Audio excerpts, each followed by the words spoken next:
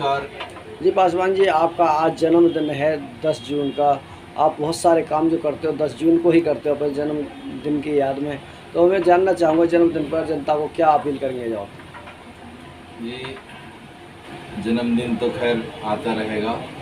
सबसे बड़ी खुशी की बात है कि हमारे देश में फिर से मोदी जी की सरकार तीसरी बार आ गई है। इस बात के लिए सभी को बहुत बहुत बधाई और धन्यवाद, जिन्होंने फिर से उनको चुना और भारी बहुमत में सरकार बनाने का मौका दिया।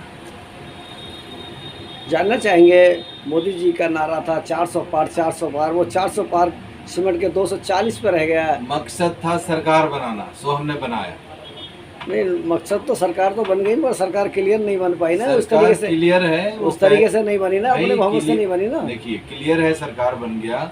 क्योंकि अगर हम अभी जीतने के बाद किसी को खुशामद करते कि भैया हमारा साथ दो, हमारी सरकार बनाओ, तब तो होता अल्पमत होता। लेकिन वो तो पहले से ही हमारा गठबंधन है, टीडीपी के साथ, जेडीयू के साथ पहले से ही गठबंधन है। और जीतने से पहले से गठबंधन तो सवाल ही नहीं बनता। नहीं, कुछ हमें जनता ने पूरी बहुमत दी है, सरकार में हम आए हैं, जनता के साथ में पूरी तरह से जो विकास कार्य है उसको आगे बढ़ाएंगे और मोदी जी की 2029 में भी सरकार बनवाएंगे।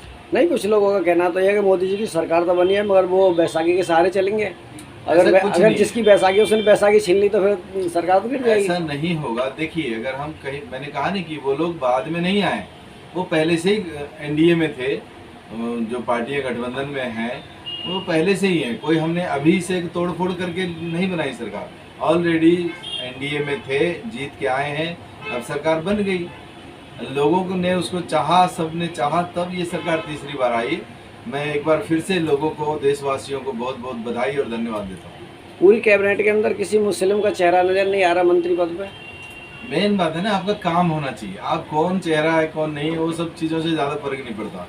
और मोदी जी तो निष्पक्ष भाव से काम करना जानते हैं, इसलिए ये सवाल बेकार है। तो आपका काम होना चाहिए। निष्पक्ष कार है, फिर वो तो जातिवाद वाली बात हो गई। जातिवाद यहाँ कहाँ है? अब अगर ऐसे बड़ी कैबिनेट में एक भी मुस्लिम का चेहरा नहीं दिया गया। मुस्लिम होगा नहीं उस लायक तो कहाँ से उनको जगह देंगे? जब इस लायक जो लोग थे उनको जगह दिया गया। ये कालीचरण जी, जानना चाहते हैं, आप यहाँ पे कार्यालय में आए हुए हैं, ये कार्यालय आप आइए, आप बीजेपी के नेता हैं सभी लोग, तो पासवान जी का जन्मदिन है आज, तो जन्मदिन पर इनको क्या कहना चाहेंगे आप? बहुत बहुत बधाई देने आया हूँ मैं इनके लिए, और ख़ास करके इनके जन्मदिन के लिए। और सरप्राइज तो मेरे को इतना मिला कि जैसे पता भी नहीं था पहले से, अचानक आया, मगर फिर को बहुत खुशी हुई इस बात के लिए। और मेरा पार्टी की तरफ से कहने के लिए है, मजदूरों को भला और किराएदारों को भला और रेडी पटरी वालों को भला, इन तीनों को भला करना है। कैसे करना है? बहुत 20-20 साल से, 30-40 से, 40-40 साल से, 45-45 साल से किराएदार रह रहे हैं। बारी बारी से सरकारें सारी आती हैं और सबका भला सबसे होता है, और मजदूरों को, किराएदारों को। तो आपने अपनी पार्टी विलय करी है भाजपा में, तो ये तो आप शिकायत भाजपा से करेंगे ना?